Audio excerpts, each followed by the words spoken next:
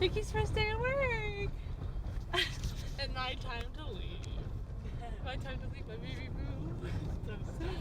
This morning it was a pretty okay wake up. The roads are pretty clear at this time, even though Vicky's a little tired, but it's well worth it to say bye to her baby boo. Bye, Mexico! It would be sad not seeing your face every day, but I'll be back.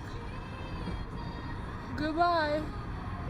Goodbye, pretty bridges. Until next. Goodbye, El Paso. Bye, X, that we don't know what you are on the Mexican side. Goodbye, El Paso sunrise. I didn't witness you that often, but I'm glad I did.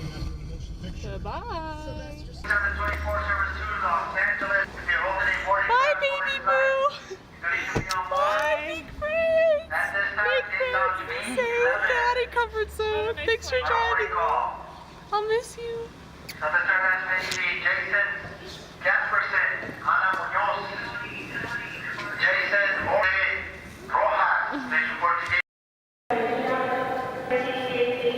Even at the airport, they're so flippin' nice here. I always opt for the pat downs because they use those electric machines now, and I don't know what's in those. I feel like they can be very radioactive and cancer causing, so I always opt out for the pat down, even though it takes a little longer. You kind of have to prepare for it, but I think it's actually really funny that they still have shoe shines here. Like, does anyone actually use them anymore? I don't know, if I was on a business trip, I'd probably use it. He's got all the tools for it too. I feel like traveling makes you a more confident person. And maybe that's because you're stuck in a new situation where you don't really know. This is a final boarding call. I think that has a lot to do with the fact that you're not exactly comfortable with where you are. You don't really know the areas, or you don't know, you're not really stable. So I feel like through this trip, and through trips in the past, I feel like I come back with a renewed sense of myself.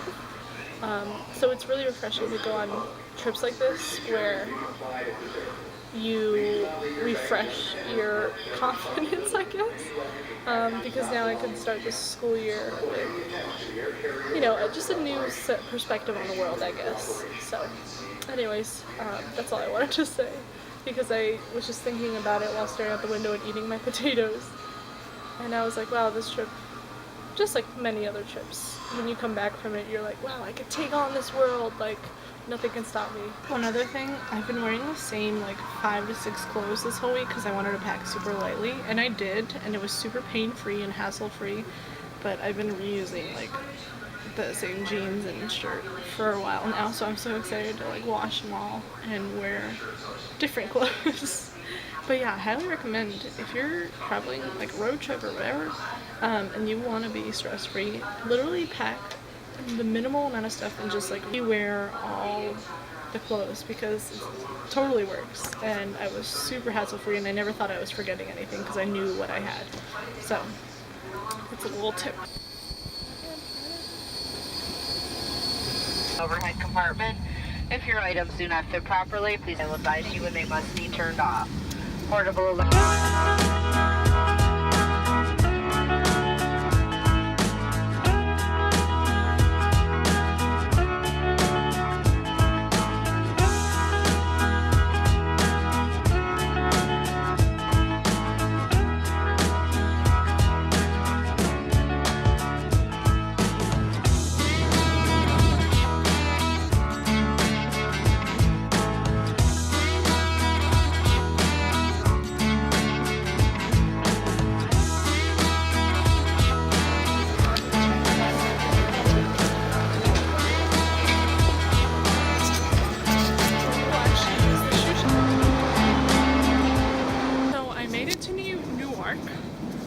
made it to Newark, and my flight was pretty good.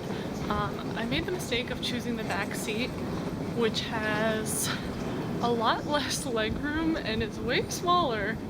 It definitely is a lot smaller than the rest of the seats. But anyways, I sat next to this nice guy named Craig, and he was a 70-year-old man, he was really interesting. His life story was very interesting, and he gave me a lot of advice on what to do in my life. He basically told me to travel while I'm young, and I was like, thank you, sir. Like, you are a godsend. That's exactly what I needed to hear, and not take life too seriously, and not like jump into the workforce, because then once you're in, you can't really get out. But so that was a really nice conversation, but I'm glad I actually sat in that back seat because I wouldn't have met that dude.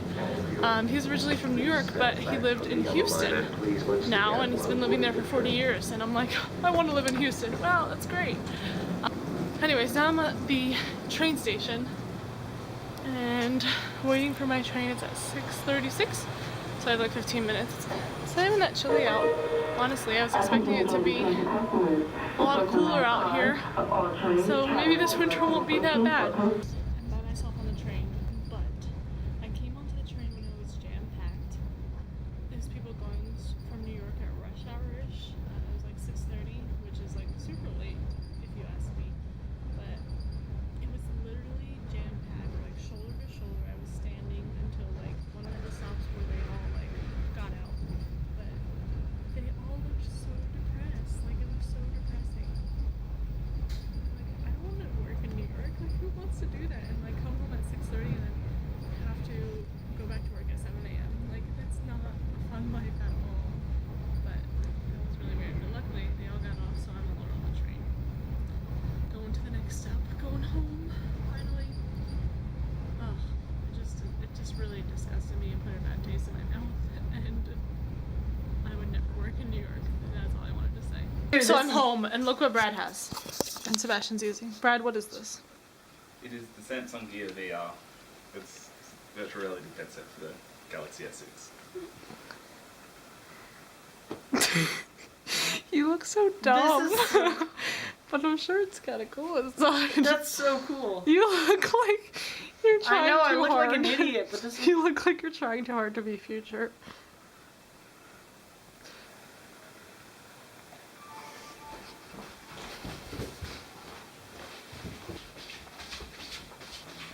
Congratulations, ma'am. You have been awarded a New Orleans magnet. Onto the fridge. Dziękuję bardzo. Look at that collection.